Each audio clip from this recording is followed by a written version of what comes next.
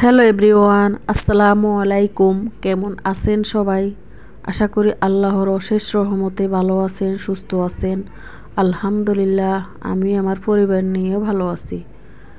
Miraj mother ব্লগে আমার নতুন একটি ভিডিওতে ভাইও আপুদেরকে জানাই ওয়েলকাম। নতুন বন্ধু, পুরনো বন্ধু সবাইকে কেমন আছেন? এখন ঠান্ডার সিজন, সবার একই অবস্থা, ঘরে ঘরে ঠান্ডা জ্বর লেগেই আছে। তো আজকে সকাল সকাল নাস্তা বানানো দিয়ে ভিডিও অন করেছি। নাস্তা বানানো শেষ, অফ ক্যামেরা খাওয়াও শেষ।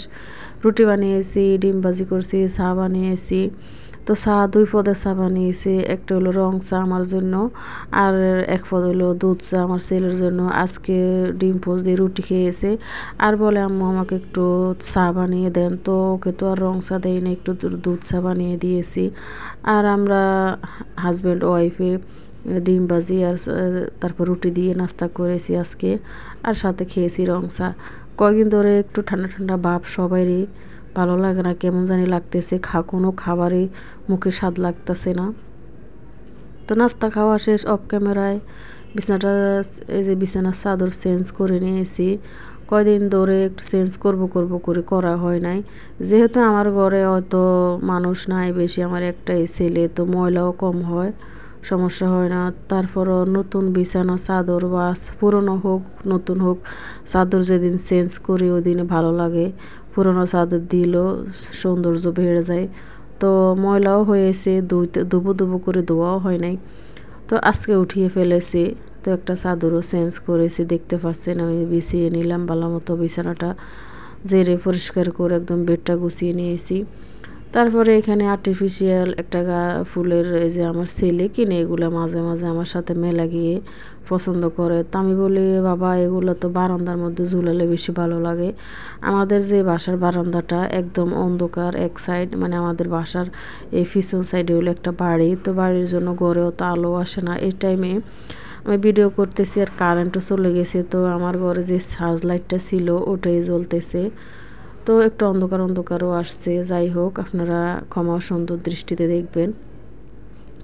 মাঝে মধ্যে এরকম হয়, কারেন্ট চলে যায়। তা আমি ফুলটা ভালো মতো জেরে নিয়েছি। তারপরে যে দেখতে পাচ্ছেন আমি এখন রান্নাঘরেও চলে এসেছি, রান্নাও বসিয়ে দিয়েছি। দেখতে পাচ্ছেন আমি আজকে সরপুরি মাছ ভাজা বসিয়ে দিয়েছি। আগ থেকে আমি ফ্রিজ থেকে নামিয়ে তারপরে ধুয়ে পরিষ্কার করে লবণ হলুদ, তারপরে এই যে দেখতে পাচ্ছেন হলুদের গুঁড়া মরিচ গুঁড়া দিয়ে ভালো মতো মেখে রেখেছি কিছুক্ষণ মাছ মেখে রেখে দিলে পরে রানলে খাইতে মজা লাগে, মাছের ভিতরে লবণ ঢুকে। অল্প আয়ের পরিবারে একটু বুঝে শুনে চলা লাগে, খাওয়া লাগে। তো এই মাছটা অনেক দিন পর আনা হয়েছে। অল্প আয়ের পরিবারে এই মাছ অনেক দিন পর রান্না করা হইতেছে, দেখতে পাচ্ছেন সরপুরি মাছ। তো সরপুরি মাছ ভাজা হয়ে গেছে, আমি পরিমাণ মতো মশলা দিয়ে তারপরে মশলাটা ভালো মতো কষিয়ে নিয়েছি। এখানে সামান্য মতো একটু আদা রসুন বাটা দিয়েছি, হলুদের গুঁড়া মরিচের গুঁড়া লবণ স্বাদ মতো দিয়ে তারপরে এই যে মশলা ভালো মতো কষিয়ে নেওয়া শেষ হয়ে তারপরে এই যে আমার ভেজে রাখা যে মাছগুলো রেখেছি ওগুলো দিয়ে দিয়েছি। তো এখানে আমার এই যে ফাঁসের চুলা ডাল বসিয়ে দিয়ে যেতে মাছ বোনা করব, ডাল না হলে ভালো লাগবে না।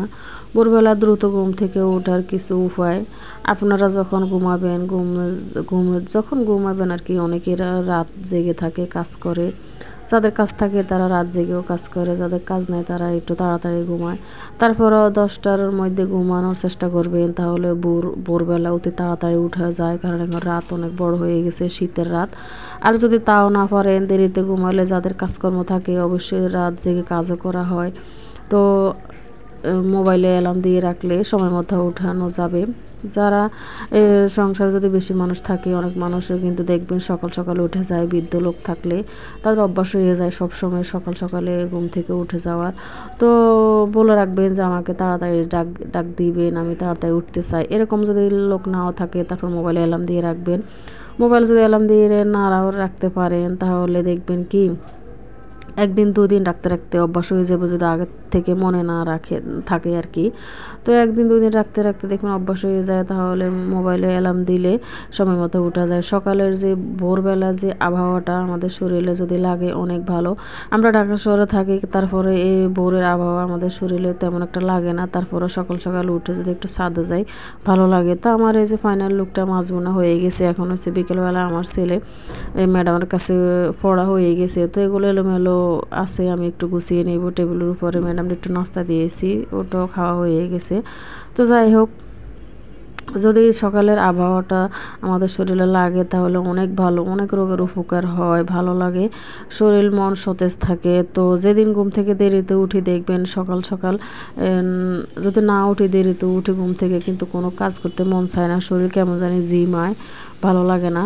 তো সকাল সকাল উঠলে কাজেরও বরকত হয়। এখন দিন যেহেতু ছোট হয়ে গেছে, কাজ অনেক মানে কাজ থেকে যায়, দিন শেষ হয়ে যায়। তো যদি অ্যালার্ম দিয়ে রাখি তাহলে ঘুম থেকে তাড়াতাড়ি উঠলে কাজও করা হয়ে যাবে এবং কি দিন ছোটও মনে হবে না। তাড়াতাড়ি ঘুম থেকে উঠলে সকালে নাস্তা সময় মতো বানানো যায় এবং সময় মতো পরিবারের সবাইকে খাওয়ানো যায়। আর দেরিতে উঠলে কিন্তু বানাতে বানাতে সময় শেষ হয়ে যায়, কারণ মাঝে মাঝে এরকম আমাদের গৃহিণীদের হয় সকাল সকাল ঘুম থেকে উঠতে না পারলে কাজকর্ম সময় মতো আমরা করতে পারি না, বেশি বিপদে পড়ে যাই।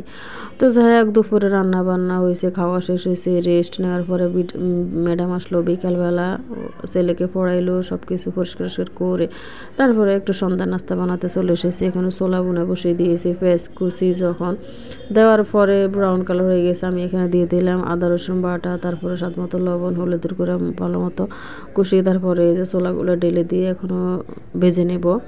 তারপরে ফাঁসের চুলায় আমি একটা কড়াইতে তেল গরম করে, তেল গরম হয়ে গেছে, এখন ফ্রোজেন করা কয়েকটা পেঁয়াজও ভেজে নেব। যেহেতু ছোলা ভাজা করতেছি একটু পেঁয়াজও সাথে দিলে ভালো লাগবে মুড়ি মাখা খাইতে। তো এই পর্যন্ত ভিডিও দেখতে দেখতে আমার কথা শুনতে শুনতে কোন ভাইয়া আপুরে এই পর্যন্ত চলে এসেছেন আমি তো জানি না। যদি ভিডিওর কোনো অংশ ভালো লেগে থাকে তাহলে একটা লাইক দিয়ে ভিডিওটা কন্টিনিউ করবেন। আর যদি নতুন বন্ধু হয়ে থাকেন আপনারা, আমার ভিডিওর কোনো অংশ যদি মন ছুঁয়ে যায় তাহলে চ্যানেলটি সাবস্ক্রাইব করে আমার পাশে থাকবেন। পাশে থাকা বেল অপশন অবশ্যই প্রেস করে রাখবেন নিত্য নতুন ভিডিও পাওয়ার জন্য। তো এখানে আমার ছোলা বোনা হইতেছে আর পাশে চুলে তো পেঁয়াজও বাজতেছি, দেখতেই পারছেন। আর যারা ইতিমধ্যে আমাকে সাপোর্ট করে আমার সাথে আছেন, আমাকে সাপোর্ট দিতেছেন, সবাইকে অসংখ্য অসংখ্য ধন্যবাদ। মন থেকে দোয়া ভালোবাসা জানাই। আল্লাহ যে যেখানে রাখছে সবাইকে আল্লাহ ভালো রাখুক, সুস্থ রাখুক। তো আমার এই যে সন্ধ্যার নাস্তার জন্য প্রিপারেশন এই যে আমার হইতেছে, এই সন্ধ্যার নাস্তাটা যখন আমি খাই তখন এক আফুর ভিডিও দেখতেছি। তো যাই হোক, আমার তো দুইটা মোবাইল না, আমি দেখাতে পারলাম না। তো এই যে আমি এখানে ছোলা বোনা যে নামানোর আগে তো একটু জিরার গুঁড়া আর ধনিয়া গুঁড়া দিয়েছি, তারপরে কিছুক্ষণ নাড়াচাড়া করার পর এখানে কিছু ধনিয়া পাতা কুচি আর কাঁচামরিচ কুচি দিয়েছি। নামানোর আগে এরকম দিলে ফ্লেভারটা ভালো লাগে, তাই কাটতে কেমন লাগে জানি না। তো এই যে আমার পেঁয়াজগুলো ভাজা হয়ে গেছে, এই পিঠে ভালো করে মুসমুসে করে আমি ভেজে নিয়েছি। এখন একটা বাটিতে নিতেছি একটা একটা করে তুলে।